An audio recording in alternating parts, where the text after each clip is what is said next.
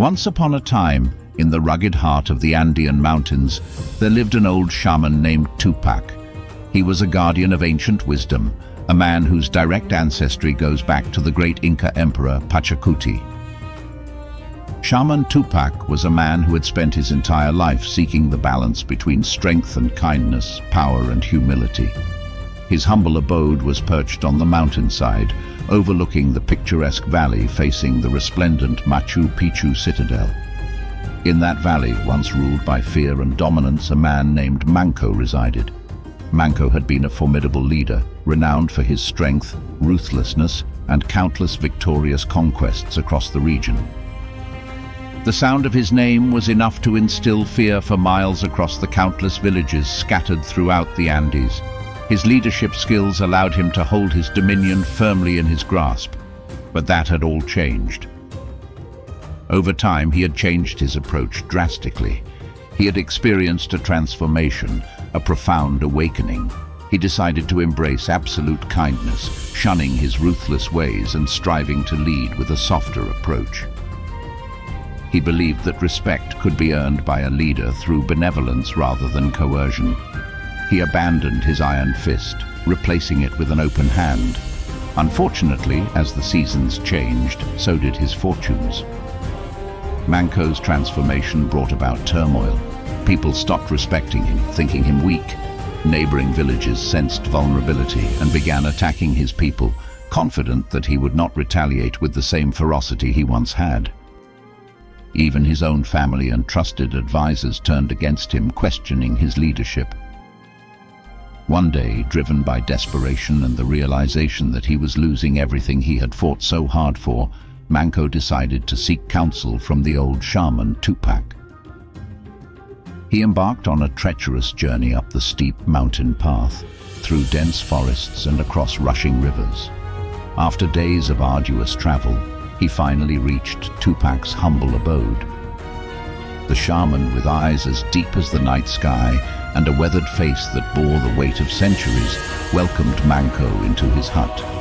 Manco's once proud demeanor had crumbled into despair, and he began to recount his story to the shaman. "Maestro," Manco said with a heavy heart, "I used to be a powerful and victorious leader, but I decided to change my ways and embrace kindness.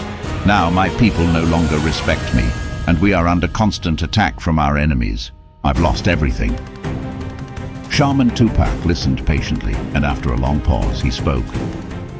"Manco son, it's better to have an army of sheep led by a wolf than an army of wolves led by a sheep." Complete silence dawned, and even the birds high up in the Andean forest's canopy stopped chirping.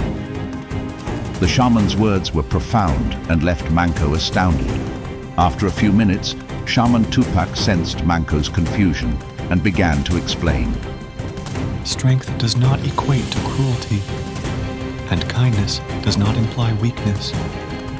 A leader must possess the courage to be strong when needed, and the wisdom to be kind when necessary. Cruelty is not a prerequisite for greatness in leadership. You can earn respect and lead with dignity and courage. It is not the approach that defines you, but the essence of your character. In the heart of the mountains, strength is found in the roots of the tallest trees and the endurance of the smallest rivers. The Inca ruled not through fear alone, but through the respect they earned by protecting their people and their traditions. Power without compassion is a road to ruin, as the conquistadors learned when they sought to conquer what they could not understand." Manco's eyes filled with tears as he realized the truth in the old shaman's words. He had misunderstood the essence of leadership. It wasn't about being ruthless or overly kind. It was about understanding the core values of leadership. With newfound clarity, Manco descended the mountain and returned to his village, determined to review his strategy. Indeed, as the seasons changed once more, so did Manco's fortunes. Manco's people had evolved into an unwavering force, not because they were led by a wolf, but because their wolf had become a shepherd, guiding them with strength, courage, and kindness. a leader who learned that it was better to have an army of hearts united by a lion spirit than an army of wolves led by a sheepish soul.